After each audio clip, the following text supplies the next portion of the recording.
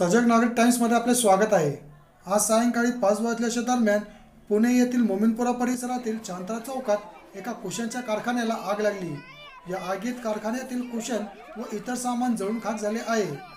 सुदैवाने या आगीत कोणतीही जीवितहानी झालेली नाही।